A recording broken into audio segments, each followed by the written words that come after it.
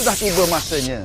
Saya ajak kita bangkit berganding bahu membina semula masjid 3 tingkat bernilai 5.2 juta ringgit ini supaya setiap penduduk dapat menunaikan ibadah dengan selesa, selamat dan dirahmati Allah insya-Allah.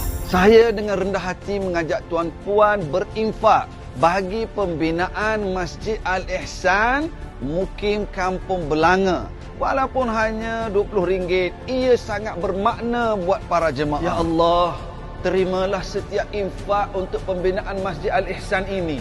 Kurniakanlah keberkatan, luaskanlah rezeki ya Allah, dan panjangkanlah usia dalam kebaikan, dan jadikanlah ia bekalan menuju syurgamu ya Allah. Semoga setiap infak yang ibu ayah hulurkan hari ini menjadi saksi kebaikan di akhirat nanti dan mengalir sebagai pahala tanpa henti.